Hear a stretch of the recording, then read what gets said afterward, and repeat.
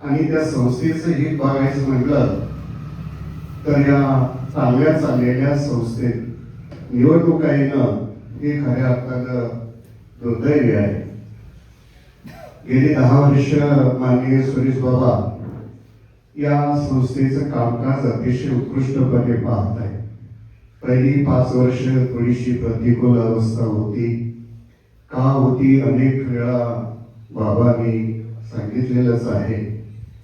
कारखाना म्हटलं की ऊस उत्पादकांना काय हवं असतं तर ऊस वेळेवर जाणं, ऊसाला वेळेत पैसे मिळणं आणि सर्वात जास्त इरिगेटेड एरिया कोणात कुठला असेल तर या यशवंतराव कृष्णा सहकारी साखर कारखान्याचा इरिगेटेड एरिया आहे.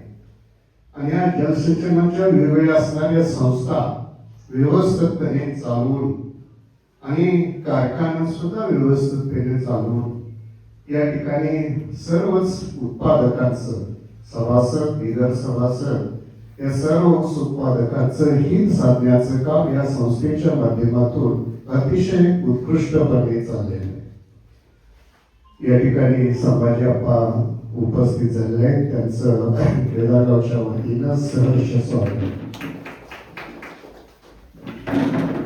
खरं तर गेल्या निवडणुकीमध्ये ऊस उत्पादकांच्या काय 2 अडचणी मी पाहिलेल्या होत्या. ते मध्ये वेळेत ऊस जाणं आणि ऊसाला वेळेत पाणी मिळणं. तर ह्या बऱ्यापैकी आपल्याला म्हटलं तर ऊस आपला जो कारखान्याला जातोय तो अतिशय वेळेमध्ये आणि व्यवस्थित या ठिकाणी जातोय. एवढेवाडी सीएम खाली असणारे सर्व क्षेत्र व्यवस्थितपणे या ठिकाणी पाणी मिळत आहे. बाबा थोडीशी अडचण केदारवाडीकडे येणारा जो फाटा आहे त्या फाट्याची नेहमीच आणि अडचण सांगतो, पण महिनाभर पाणी करायला इकडे येत नाही. गोळ्या नाल्यामध्ये आता 2 महिन्यात मिळाले. आता थोडीशी ती अडचण आहे, त्याकडे जरा लक्ष देणं गरजेचं आहे.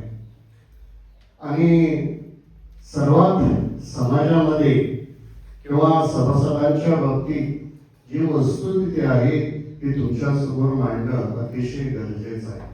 आणि तो मुद्दा पकडून म्हणजे मी ही माहिती देण्याच्या अगोदरच तुम्ही काळमळीच्या सभेमध्ये जो एक विषय मांडला की आतापर्यंत जलसिंचन सुविधाच्या बाबतीत किंवा जलसिंचनाच्या एरिया ज्या संस्था आहेत या संस्थेला शासनाकडून निधी प्राप्त करून घेण्याचं आतापर्यंत मी कधी ऐकलं नाही.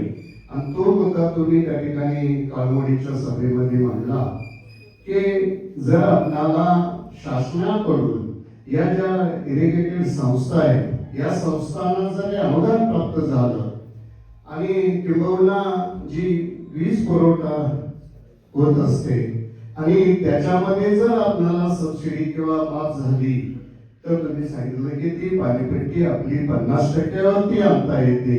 आणि खऱ्या अर्थानं हा एक कळीचा आणि महत्वाचा मुद्दा सभासदांच्या कडून ऐकायला मिळतो आणि तो मुद्दा तुम्ही हाती घेतलेला आहे. त्याबद्दल सभासदांच्या वतीनं तुम्हाला धन्यवाद द्यावे तेवढे पुरेसे. कारण उत्पादकांची फार मोठी काही कारखान्यांच्याकडून किंवा वेगळी अपेक्षा असते असं नाही.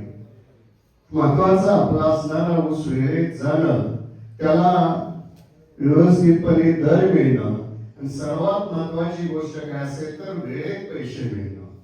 या 10 वर्षामध्ये आपलं कारखान्याचं कुठल्याही पंधरवड्याचं बिल कधीही लेट झालं नाही, ही सर्वात महत्वाची बाब आहे. आणि या असणाऱ्या आवश्यक गोष्टी सर्व सभासदांना या ठिकाणी मिळत असतात. त्यामुळं या ठिकाणी सर्वच सभासद समाधानी आहे असं मला वाटतं.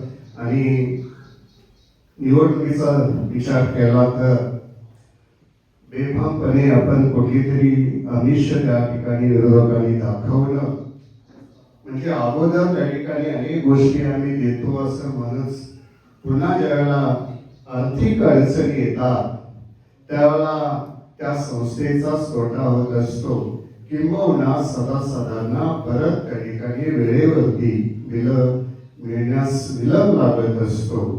कारण अर्थव्यवस्था पाहिल्याशिवाय कुठलीही संस्था चालवणंही अवघड असतं.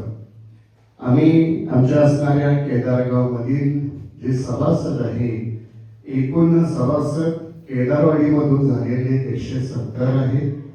काळमवाडी आणि नेरले या दोन्ही गावातून झालेले 15 सभासद आहेत. यामध्ये साधारणपणे 40 सभासद मयत त्यांचे वारस बऱ्यापैकी झाले, परंतु आपल्या बुद्धीमध्ये न झाल्यामुळं, याद्या तयार करण्याच्या बुद्धीमध्ये न झाल्यामुळं जवळजवळ 35 ते 40 सभासद आपल्या या यादीमध्ये मयत म्हणून त्या ठिकाणी आलेले आहे. आणखी आपल्याला 15-16 एक सभासद परगावे आहेत.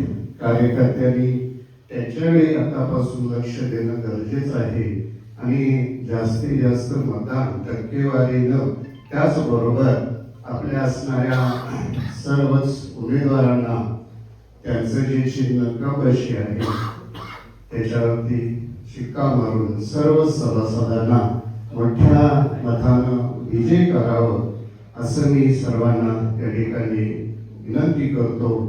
माझे 2 शब्द संपवतो. जय हिंद.